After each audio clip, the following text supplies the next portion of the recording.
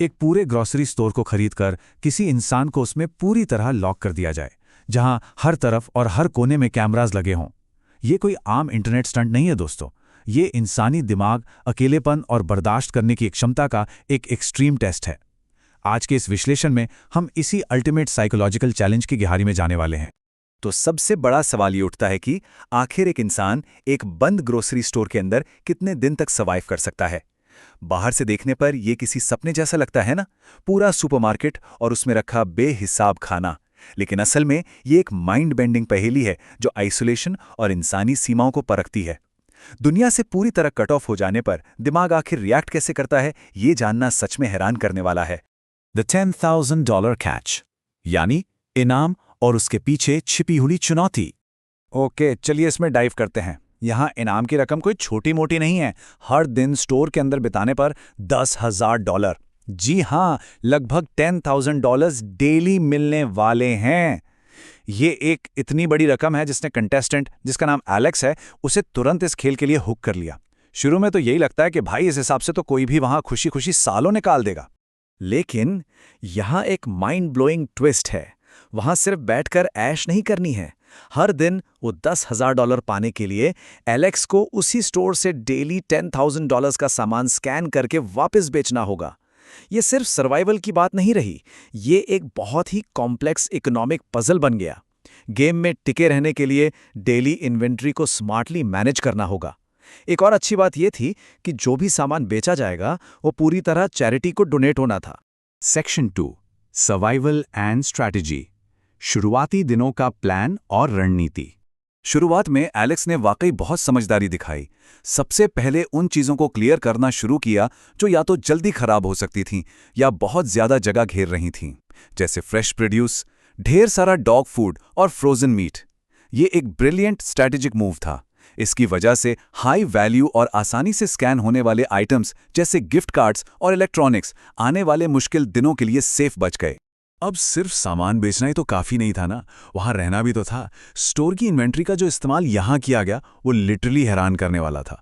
पानी की बोतलों को जोड़कर मजबूत दीवारें बनाई गई, मेटल रैक्स से उन्हें सपोर्ट दिया गया, और तो और हज़ारों टॉयलेट पेपर रोल्स का इस्तेमाल करके एक आरामदायक बिस्तर बना लिया गया। इन सब के ऊपर एक पूरा मेकशिफ्ट शावर और लॉन्ड्री सिस्टम भी सेटअप कर दिया। एकदम crazy engineering. Section 3, the blackout escalation, challenge में अंधेरे की अचानक शुरुआत। जरा इस टाइमलाइन पर ध्यान दीजिए।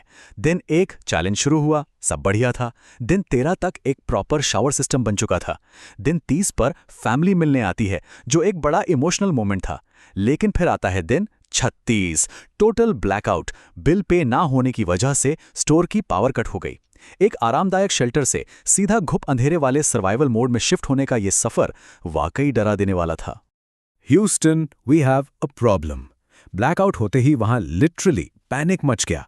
एकदम से अंधेरा छा गया और फ्रीजर्स में रखा सारा फ्रोजन मीट और पेरिशेबल्स पिघलने लगे। इन हॉट आइटम्स को बचाने और जल्दी से जल्दी स्कैन करके बाहर निकालने की ऐसी जद्दोजहद शुरू हुई कि बस पूछिए मत। कंगा कूलर्स का इस्तेमाल करना पड़ा ताकि सामान खराब ना हो। ये वो एग्जैक्ट मोमेंट था जहां ये फन गेम एक डार्क और क्योटिक सर्वाइवल मोड में टर्न हो गया। सेक्शन 4, द साइकोलॉजिकल टूल, दिमाग पर पड़ने वाला असर और अकेलेपन की लड़ाई। शुरुआती दिनों का कॉन्फिडेंस बिल्कुल अलग लेवल पर था। पहले दिन का एलेक्स का ये कोट सुने, मैं यहां सालों तक रह सकता हूं। ये शब्द उस शेयर ऑप्टिमिज्म और एनर्जी को दिखाते हैं जब लाइट्स ऑन थीं और एनवायरनमेंट नया था। उस वक्त सच में लगता था कि इस सिचुएशन को इजीली मेंटेन किया जा सकता है। और ये बहुत ही शानदार तरीके से दर्शाता है कि सिचुएशंस कितनी तेजी से पलट सकती हैं। फास्ट फॉरवर्ड टू डे 36 और वही एनर्जेटिक इंसान कह रहा है, मैं बस एक उदास दुखी लड़का हूं यहां, मेरी जिंदगी में इससे ज्यादा सैड कुछ नहीं रहा। अंधेरे और अकेलेपन ने उस इनिशियल कॉन्फिडेंस को पूरी तरह तोड़कर रख दिया। मेंटल हेल्थ पर इस डार्क आइसोलेशन का असर बिल्कुल साफ और डेवस्टेटिंग दिख रहा था। देखिए, जब एक्सट्रीम अकेलेपन और बोर्डम से सामना होता है ना, तो इंसानी दिमाग उससे डील करने के अजीबो-गरीब तरीके अपनाता है। यहां भी बिल्कुल वही हुआ। टाइम पास करने के लिए चीज बॉल्स के एक लंबा चौड़ा ग्रेट वॉल बनाई गई। एक कार्डबोर्ड कटआउट को अपना दोस्त बना लिया गया। जब इंटरैक्शन की भूख बढ़ी तो एक रिमोट कंट्रोल रोबोट का सहारा लिया गया, यहां तक कि फोकलिफ्ट्स का यूज करके ग्रोसरी आयल के बीच में एक इंडोर स्विमिंग पूल तक बना डाला। ये सारी डेस्परेट हरकतें बताती हैं कि आइसोलेशन इंसान से क्या कुछ नहीं करवा सकता।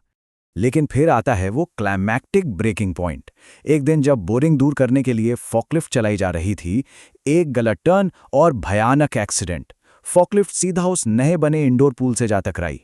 पूल फट गया और पूरे स्टोर में, यहां तक कि उसके सोने की जगह पर भी ठंडा पानी घर गया। भीगी हुई कैश, तैरता हुआ सामान, ये वो वक्त था जहां बचा खुचा हौसला भी पानी में डूब गया। एक मजेदार ग्रोसरी हेवन अब एक नम और उदास खंडर बन चुका था। सेक्शन 5 द अल्टीमेट डिसीजन, आखिरी फैसला, परिवार या पैसा। अब इस पूरे फाइनेंशियल गोल को थोड़ा समझते हैं। लक्ष्य था $500,000 यानी $5 लाख कमाना, ताकि future family expenses easily cover हो सकें। गेम के डे 45 तक 90% टारगेट अचीव हो चुका था। लगभग $4.5 लाख जीते जा चुके थे, बस $50,000 और बचे थे। लेकिन उस आखिरी 10% को पाने का मतलब था अपने दोनों बच्चों के बर्थडेज मिस करना। ये एक हार्ट ब्रेकिंग रियलाइजेशन था, जहां नंबर्स और पैसे अचानक सेकेंडरी लगने लगे थे। इस पॉइंट पर सामने एक एगनाइजिंग चॉइस थी। या तो उन आखिरी $50,000 के लिए उस अंधेरे और गीले स्टोर में और रुका जाए, या फिर स्टोर के बाहर बनी उस रेड लाइन को क्रॉस करके अभी तुरंत अपनी फैमिली के पास $450,000 लेकर वापस लौटा जाए। जब एलेक्स की पत्नी ने आकर उसकी हालत देखी ना, वो इंसान जो ठीक से जूते तक नहीं पहना था और पूरी तरह हारा हुआ लग रहा था, तो उन्होंने क्लियर कर दिया कि ये थोड़े से एक्स्ट्रा पैसे इस मेंटल स्टेट और सफरिंग के आगे बिल्कुल भी मायने नहीं रखते। इस विश्लेषण को रैप अप करते हुए एक बहुत ही गहरा सवाल हमारे सामने आता है। अगर ऐसी सिचुएशन हो जहां बेहिसाब दौलत और अपने लव्ड वंस के साथ बिताए वक्त में से किसी एक को चुनना पड़े, तो आखिर वो रेड लाइन कहां ड्रॉ की जाएगी? वो कौन सा पॉइंट होगा जहां कहना पड़ेगा कि बस अब और नहीं? ये एक ऐसा सवाल है जो हमें अपनी खुद की प्रायोरिटीज पर सोचने के लिए मजबूर कर देता है। पैसे की पावर बहुत बड़ी होती है, बट इस एक्सपेरिमेंट ने दिखा दिया कि जिंदगी में उसकी भी एक सॉलिड लिमिट जरूर होती है।